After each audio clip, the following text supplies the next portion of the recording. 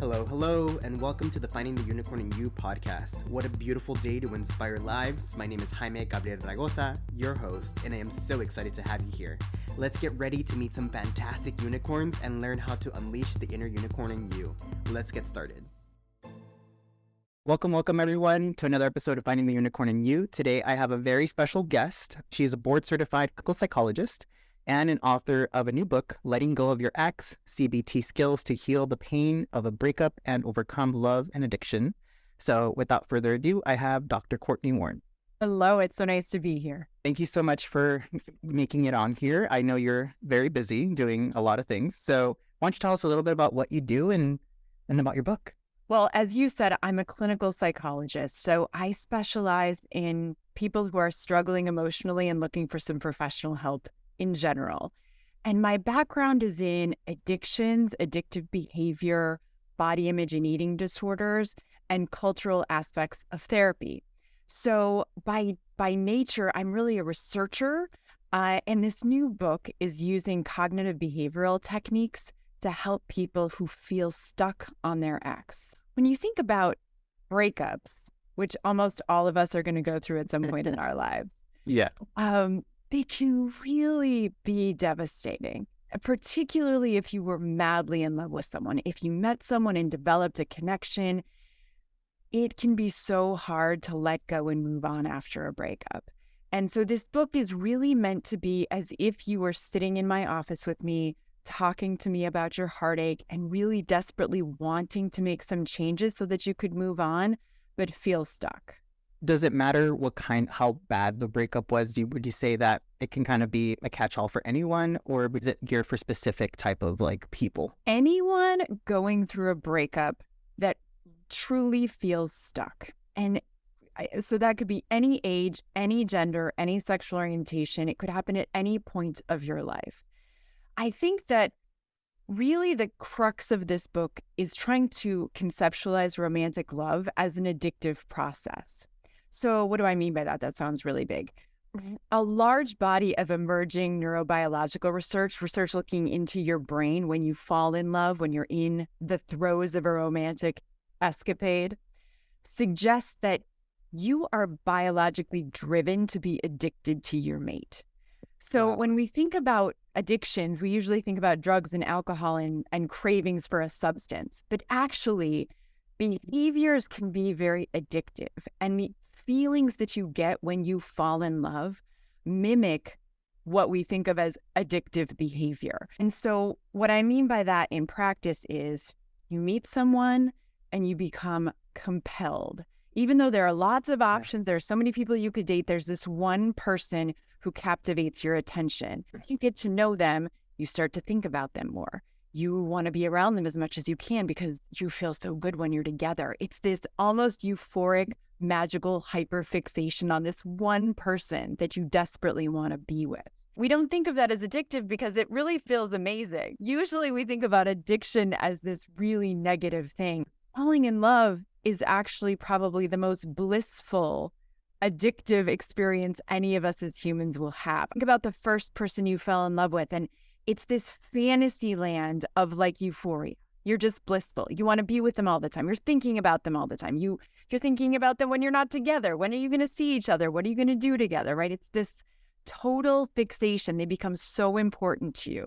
But then over time, if you break up, either when you're really madly in love with someone, but they're not madly in love with you, or maybe you've been together for quite a long time, years, even married, and then the relationship ends, it can actually throw you into this addictive cycle of heartache. You fixated on them.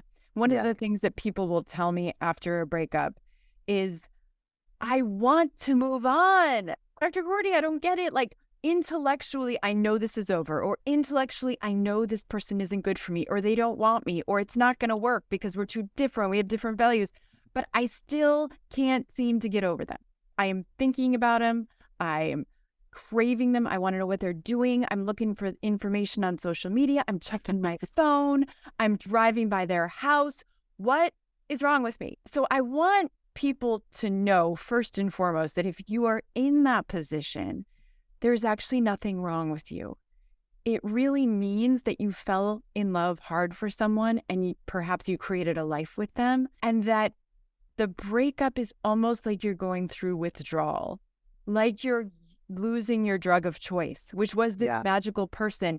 And so the process of moving on actually is detaching, learning to let them go while using this as a wonderful learning experience for yourself about who you are, how you got here, what made you attracted to them, what patterns you created in your relationship with them, perhaps that weren't very good for you, how you're going to heal those and not bring them into your next relationship, and really kind of embracing this as a process of learning and growth for yourself, which is much easier said than done, I realize. But this book was written with a ton of exercises that actually, if you practice them and learn them, will help you on your journey to doing it. Wow. It sounds like a book full of like golden nuggets that somebody's going to be able to use pretty much their lifetime, because some of us are blessed and we're with one person for the rest of our lives. But some of us, like myself, you know, you go through several different relationships and you're going to have to go through this a few times before you reach your partner. And it's interesting that you say that love is essentially like a drug, because you do get those like highs and then you get those lows. And when you are away from your partner, you feel like, ugh, when am I going to go see them again? When am I going to be with them?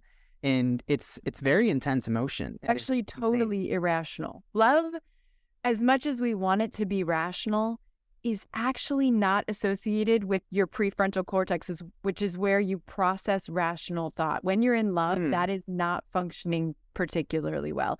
And if you think about it, that kind of makes sense, because love is really a need. It is a biological, evolutionary drive in us. Yeah. And so when you think about people you love, even not romantic relationships, but children or family members, that drive to care and feel attached and be around them is not a rational process.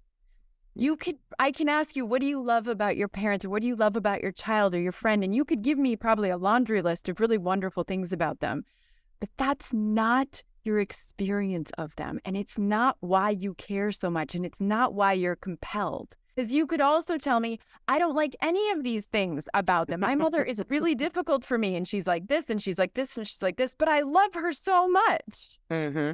Right? Love and like are actually very different psychological drives and experiential processes for us as humans. They're intercorrelated a lot of the time, but sometimes they're really not. Definitely gave me a lot to think about. It's an intense way to look at it, especially since love is so romanticized, and it's saying that, you know, you need to fall in love with the right person, you need to do this, you need to do that. And you see like the Disney movies and the whole narrative that social media makes you see, that everything's going to be so perfect, and you don't really see how your body, like what the chemicals are doing, like how your brain is acting when you're in love. And a lot of us do feel that sense of guilt when we do things that you're like, why did I do that? Why was I so stupid when I did that? Or why am I like you said earlier, like, why am I checking their social media when we're over? You know, why am I so obsessed with them? But it makes sense, like you said, it's a habit, and we need to learn how to cope with it with certain techniques, like with therapy, with psychiatry, and all this stuff. But this is amazing. I'm glad that you made this resource for everybody to kind of be able to dabble into. Oh, thank you so much. I love that. And I do want people to know that there is hope. You know, one of the reasons it's so important to understand love as an addictive process is that it makes you not seem alone and crazy in your pain. Because going through a bad breakup is actually really heart-wrenching for a lot of people. It's one of the main reasons people will come into therapy, particularly for young adults where it was their first big romantic experience. It really can lead people to question their identity, to question their value as a person, to kind of look around their life and say, oh my gosh, I neglected these people that I really loved because I was so entrenched in my relationship, or I don't know who I am anymore, or what am I going to do without this person by my side, right? Like really profoundly kind of philosophical questions about life. And I think it's so important that people know that actually when you fall in love, this is what happens. And it doesn't mean that anything is specifically wrong with you. The experience might be really horrible to go through, and I totally understand that, but it makes sense. You're in withdrawal. It makes sense why it feels so bad. And there are things that you can do to help yourself and things that you can do that will keep making it worse, like checking social media. So one of the first things that I recommend to people when they're in the midst of one of these really bad breakups is you really need to find ways to limit contact with your ex. Because when you're in touch with them, when you're getting information about them, you're actually using your drug, getting a dopamine hit in your brain. You're reinforcing your symptoms. For a minute, you feel better. Even if what you see makes you sad, like you see the picture of them dating somebody else, or you see that they look like they're having so much fun doing something else, and clearly they're not missing you, right? That the intellectual processing of that can be really painful. But for a moment, it's serving a function. That's true. Contact will keep you stuck on them. So finding ways to help yourself not reach out to them, not search for information from them, getting rid of the things in your physical space that remind you of them, like, their old toothbrush or t-shirts or I don't know, whatever the things were that you guys did together, gifts they gave you, pictures. It doesn't mean you need to give it away or throw it away necessarily, but it will make it harder for you to move on when you have reminders of them constantly in your physical space. And then there are a host of skills that you can learn to process to help yourself feel better in the moment. So I describe there's kind of 3 phases to getting over your ex. The first one is stopping those symptoms in the moment. So the cravings, the searching for information, the wanting information. Why did it happen? How can I fix it? Can we get back together? Should we get back together? Maybe it wasn't that bad. Maybe I should take him back, right? The change that can be miserable. It's the half in, half out. Maybe they're going to come back. Maybe we can figure it out. That can be a really difficult position for any of us to be in. The second step is, what do you believe about your ex and yourself that's keeping you mired in the situation that you're in right now? Because one thing that happens when you fall in love, actually, is that you start to believe a host of things about your ex that are really lies. They're very fantasy-based. And that's part of the experience of falling in love. And I wouldn't even say that it's inherently bad when you're happily in a relationship, but you will make conclusions about them that are highly faulty. And if you continue to believe them when you're broken up, it's going to be really hard for you to move on. They may have been a very special person. They may actually be a really lovely person, but they don't define your value. And they certainly don't determine your future. In fact, what will most determine your future success in relationships is the degree to which you can use this to understand and heal yourself. Wow. Yeah. And so learning to reframe a lot of those core beliefs that a lot of us have, some of them are very culturally influenced, which you mentioned a little bit earlier, like there's one person for me in the world. I have one soulmate. They complete me, right? Which we learn from a very early age. There's a lot of evidence to suggest that you internalize those. You believe they're true, but they will affect your behavior anyway, and they'll keep you going back to your ex. And then the third phase is, who are you now? What do you care the most about now? What are your values? Do you need to forgive yourself? Because usually we do in a breakup. Do you need to forgive your ex? Usually we need to do that too.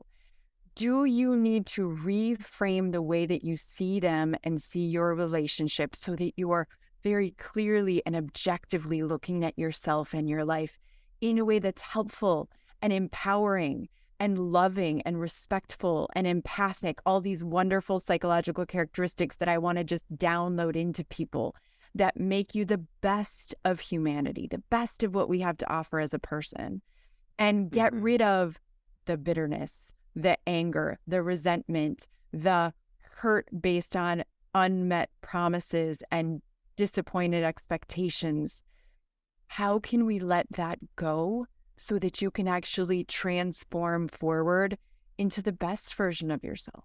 everything that you said, I'm like, yep, that checks out. That's exactly what I'm going through, what I went through. So I think it's great that you provided this framework for people and that they can do this with you. And both if they go with you in an actual session or just by reading your book and practicing it on their own. But like I said, this is such an amazing resource that you made for people. So thank you once again for that. You, Jaime, I really appreciate it. I have also been there, for the record. Research suggests that pretty much all humans who are in relationships by choice will have their hearts broken, and they will also break someone else's heart. So Yeah. don't forget that there are probably just as many people coming to me for therapy because you broke their heart as you are struggling when it happens to you. And in that way, it's so important to respond with kindness and with compassion and with empathy, because we're all going to be there at some point. I think a lot of us sometimes forget that we have that power to do something like that bad to somebody else. Yeah. We are like, we're being selfish and we're taking care of our needs, but the way that you react to somebody else's like vulnerability of wanting to connect with you in that way also matters. They're human beings at the end of the day with emotions. They bleed like we bleed, and we have to be kind and be able to show them like, hey, I'm not interested, but let's say it in a nice way. This may not work out or whatnot, but treat people like human beings. I really want to talk about the process of you even getting into this field and writing the book. So a lot of people go through several different transitions in life. So what was the transition or the pivot that kind of led you, you know what, I'm going to focus on love, I'm going to focus on relationships, and this is the journey I'm going to go into? Many years ago at this point, I was asked to give a TEDx talk on psychology. And the question they asked me was, if you could tell the public anything about psychology that you think would help them, what would you tell them and why? Really thought long and hard about it. And at the end of the day, my answer was I would tell them how self-deception is their biggest obstacle to life fulfillment. So I gave a TEDx talk called Honest Liars. And in it, I used myself in romantic relationships as an example, because I struggled profoundly in my romantic relationships, particularly during adolescence and early adulthood, when I didn't really understand why I had so much trouble being close to people. I fell madly in love with my first true falling in love experience when I was 18 years old, and I was not prepared to handle that. It was really unbelievably painful for me. And so after giving the talk and sharing a little bit of my own journey, because I think it really helps to normalize that I am a psychologist, but I'm also a human with all of the same human experiences of everybody else, I ended up getting inundated with questions about love. How do you have a romantic relationship if you come from a place of childhood baggage where you really have some profound hurts or some profound concerns? How can you actually get into a healthy relationship? How do you handle your reactivity? So, for example, I remember very distinctly, I dated this person for many years, and there was one night he was going out with his friends, came over to my room to say goodnight, and as he was leaving, I absolutely burst into tears, just streaming tears. And he looked at me and he said, "What's wrong?" And I couldn't tell him because I did not know. I had no answer. There was objectively nothing wrong. Nothing was wrong. It was going out with his friends. It was totally reasonable and completely fine. Yet my emotional reaction was so intense. And so that really was the beginning of my journey of understanding myself in romantic relationships, and trying to conceptualize love as an addictive process really helped me personally and professionally work with people who are in the throes of a breakup like that, or even in a romantic relationship where you feel unsafe, where you're really, really struggling to get close to someone. Like a lot of people, my parents were divorced at a pretty young age, and I learned a lot of things about love and romance that turned out to be pretty big lies. But of course, at the time, when you're a child, you will develop core beliefs based on your experiences. So it isn't that you intentionally learned something like romantic relationships aren't safe, people will always leave. But that is something that I learned. And so when I first fell in love, that core belief was triggered all over me. And it made it so hard for me to trust and feel close to people I dated. It's really probably the long answer of how this came to be. It's a journey of deeper understanding. I obviously went to graduate school and got my doctorate in addictive behavior and in pathology and in culture. So how does culture influence us? When you think about little kids growing up, you mentioned kind of the Disney story. What do they learn about love? They learn that you find your one soulmate, and if you love each other enough, it's bound to work. It's a heterosexual relationship in one cultural context. And if you fall in love, you are going to be happily together ever after. If you learn that, and then you emerge into adolescence and adulthood and start dating, unfortunately, you're bringing that learning with you, and it will come out in all of your adult relationships. So a huge part of this book actually is trying to get anyone who's interested to look at their early childhood learning and what they internalized about love, about romance, about themselves and their value, about romantic partners and their value, about what romantic relationships should look like, who you should be with and why, what makes it successful, and to critically analyze that for yourself so that you can challenge the beliefs you've learned that are not serving you well and embrace beliefs that are much more authentic and honest, which are not the fairy tales, I hate to tell you. Long-lasting romantic relationships often look nothing like the fairy tales. They have tons of ups and downs. They have a lot of really brutally honest realizations about yourself and your partner that include a lot of things that you probably aren't going to like about your partner. But the beauty of a real long-term romantic relationship is that over time, you kind of fall out of the honeymoon phase of love. You get out of that crazy high feeling, but you can enter into a wonderfully honest, bonded connection where you actually see your partner for who they really are, and you actually can see yourself for who you are. And if you like each other enough that you choose to be together, you actually can create a foundation based on shared values and common interests and safety and security, while still having hopefully moments of that in love feeling and excitement and sexual tension and exploration.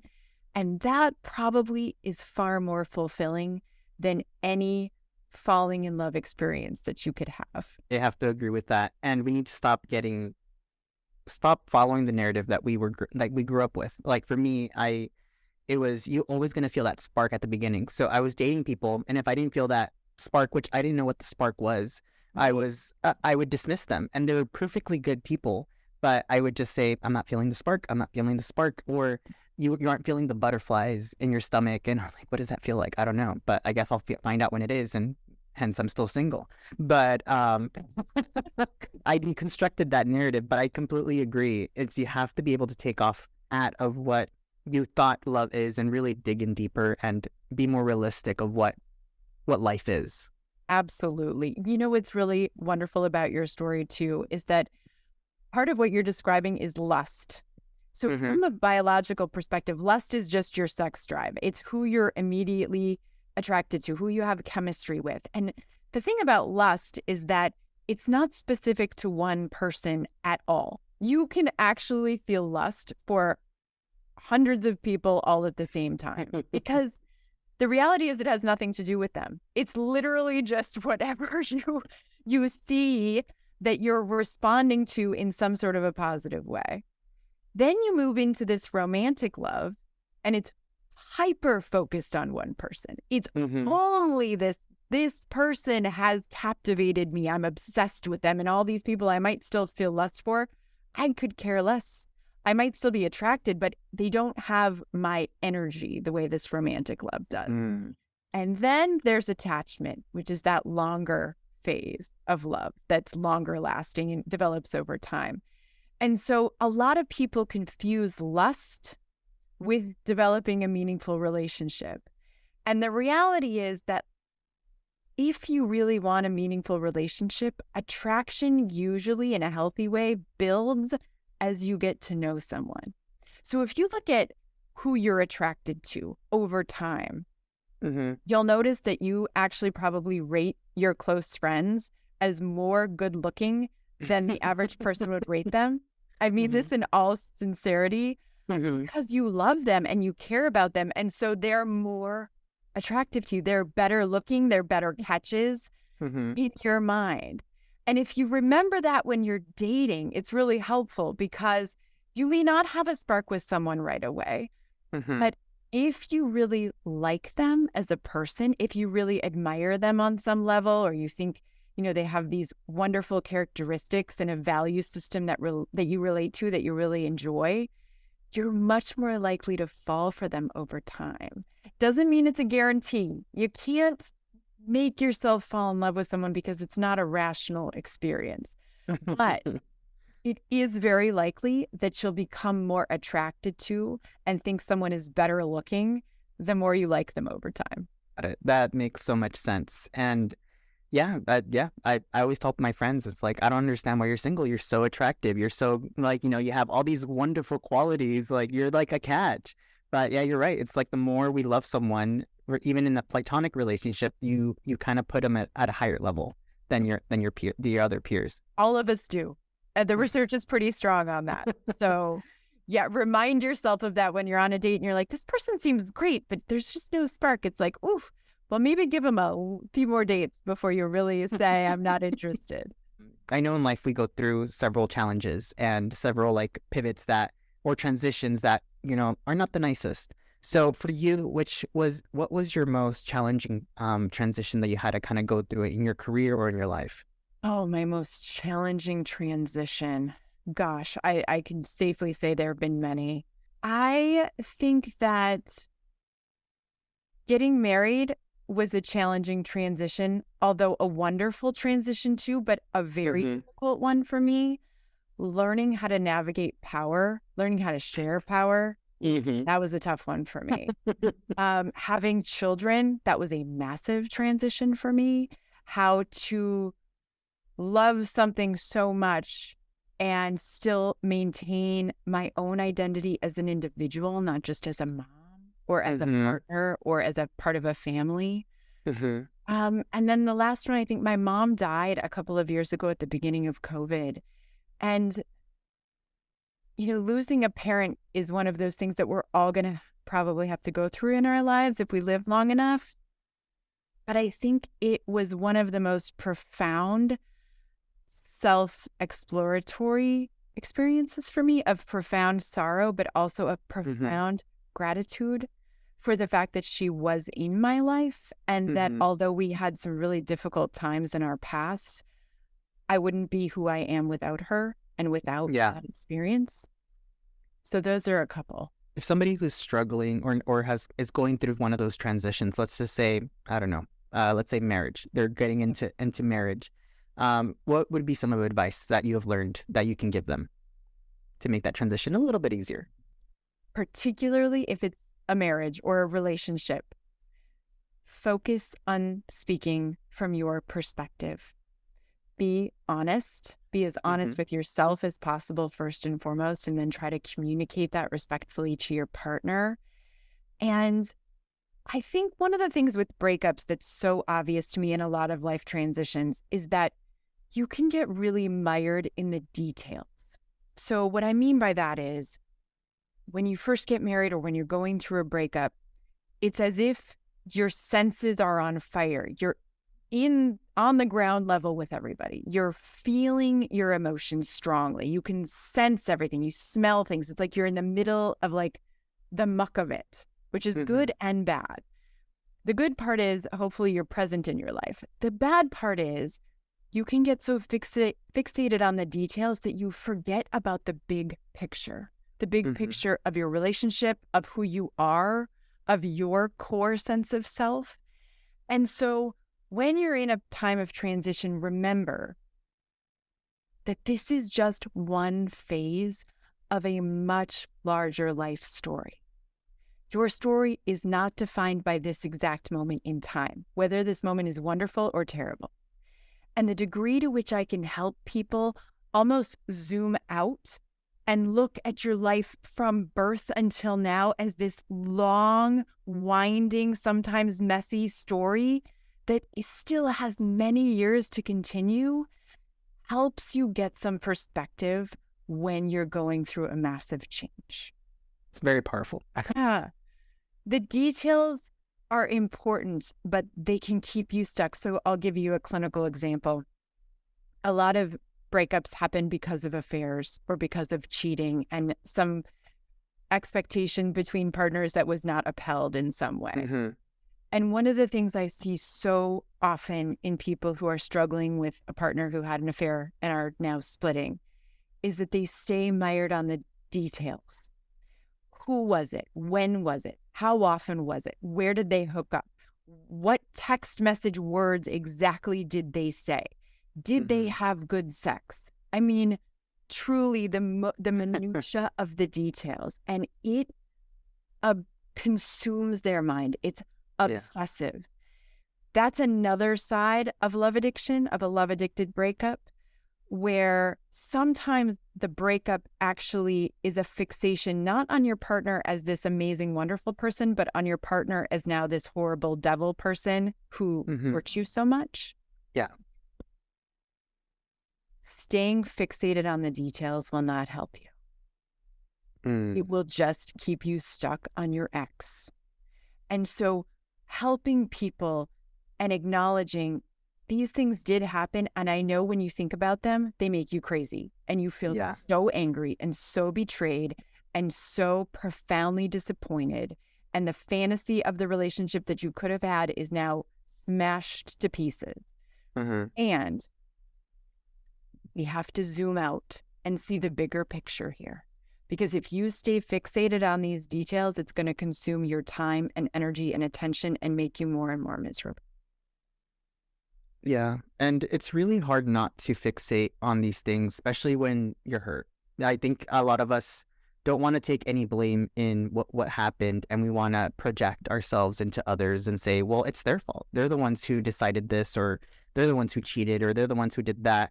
But, you know, I think it's part of the process to be able to, like you said, forgive them, forgive yourself, and move on. Because if we fixate, then we're stuck in the present, and we're stuck a little bit in the past of what could have been, what would have been, but what's happened. And either we do the healing process and move on, or you try to fix what's there. But also, like you said, are we trying to fix a narrative that we created of them that never really existed? Or are we trying to actually like see who they are and accept them for who they are and want to be in a relationship with them as they are now? And that's something that I've seen in clients that I work with, where people tend to romanticize the idea of someone, but not really, and they fall in love with that idea, but they don't fall in love with the person that they actually are. And they start saying, well, you're not the person I thought you were. And it's not that they changed, it's that you're finally, they're who they are and their actions are contradicting that romanticized idea you had in your head. Absolutely. You know, when you're in love, in many ways, you're completely delusional. You are creating a fantasy of who you think your partner is, because the reality is usually you don't actually know them very well yet. No. A lot of the conclusions you draw are actually who you wish they were, not who they actually are.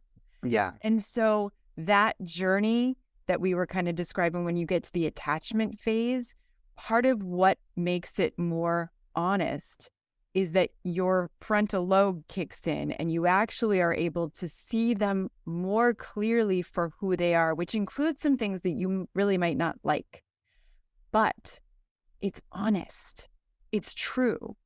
And so helping people to confront their own delusions is a lot of the recovery process. It really is. Because you build them up to be on this pedestal, on this fantasy version. And then also, if they fall off it, they're usually falling probably further than they even should be because they started off way too high. I mean, I think you probably have friends who are in love too, and you see them and they talk about their partner, and you're looking at their partner and you're thinking, man, I just don't see what you see. Yeah. I'm listening to you, and I know you are like so excited and you're in this and you think they are the greatest thing ever. And that's great. But from my vantage point, I have all of these things that I'm seeing that I think are probably true of them that you apparently cannot see right now.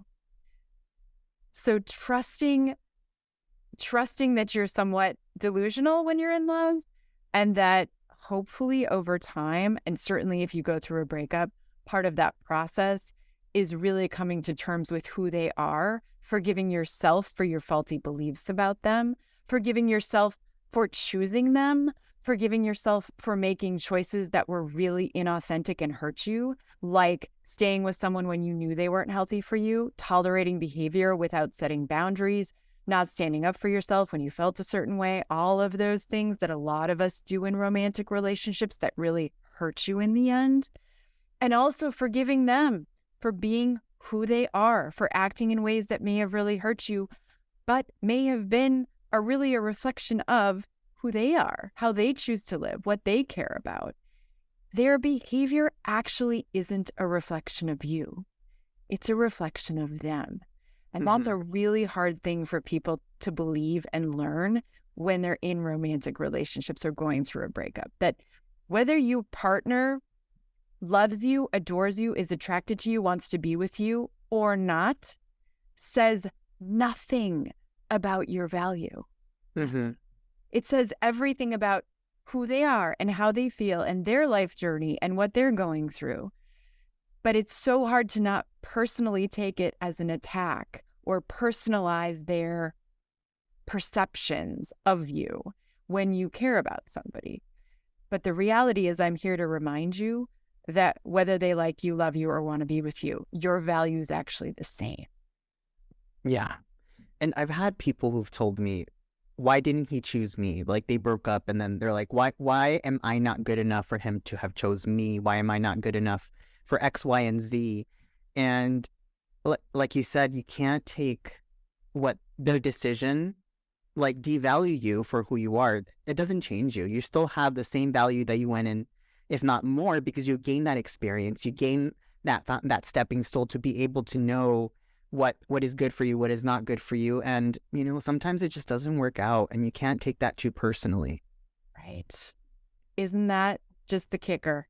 It's so personal because you're in it and you love this person and you built a life with them and you spent time with them and you shared experiences and you shared physical and sexual behavior and it felt so intimate. And in that way, it really was intimate. And it also doesn't actually have anything to do with you and your value if it doesn't work out. And both are true. Completely agree. Now, if you can go back in time and talk to that teenage version of yourself that you were talking about earlier, that 18-year-old self. Yeah. And with the knowledge that you have now, if you can give her a piece of advice that would change her trajectory in life, what would you tell her? Oh my gosh, Jaime, I would literally just hand this to her. Letting Go of Your Ex, the book that I just wrote. I literally would be like, oh my gosh, Cortney, listen, girl, you need some help. Can you please start here? You need a really good therapist who understands early childhood trauma. You need a skill set to cope with this, because if you don't change now, you actually are never going to have a healthy romantic relationship. And it isn't about the people that you're dating. Although sometimes I was picking some pretty bad people, which I also had to learn about myself, right? But it was the journey of healing the parts of myself that led me into relationship dynamics that ultimately really hurt me and actually hurt the people that I dated. I dated some wonderful people. My ex was a wonderful person. It wasn't about them not being good people. It was about me not understanding myself well enough and not having the skills to navigate intimacy and closeness. Wow. Then, yeah, I think having that book earlier on, even myself, if I would have had it earlier, I think I would have made better decisions in my life. Yeah, I mean, it's still relevant to me today. I practice a lot of the skills in this book. It's a cognitive behavioral framework, which is what I practice from, at least in a lot of the work that I do, which Hmm. is looking at how the way you think about a situation affects your emotional response to it and the way that you choose to act. So it can be relevant at any phase of our life. But oh my gosh, I would have benefited so much from having this book when I was younger and really could have used some skills to help myself through it more gracefully. My early dating experiences were not graceful. I definitely did not handle things all that well in a lot of my relationships. Oh yeah, same. And yeah, I can say same thing. I think, like you said, I've broken some hearts, and I could have done that a lot better and a lot more decent. Treated the person with a lot more decency than I did. And I personally, I always say that's karma for myself too, because I reflected that back on my own, and I received the same type of the same thing that I dished out, I received back. So I get it. But I know we are running out of time. There's one final question I do want to ask you in regards to being a unicorn, because you've made it. You've published your book. You're a doctor. You've gone through a lot of successes. You did a TED Talk, and you've done a lot of presentations out there, and you're inspiring people every day. I mean, I feel truly inspired right now just listening to you in this conversation. So for someone that is maybe starting their career in maybe something similar, or is interested in pursuing this route, what would you say that they would have to do to get started in this unicorn transformation for themselves? So tell me a little bit more. Unicorn transformation in psychology or in any field or following I their would dream? I would say following their dream. Following their dream. The most important thing you can do to follow your dream is to be honest with yourself about who you are. Mm-hmm.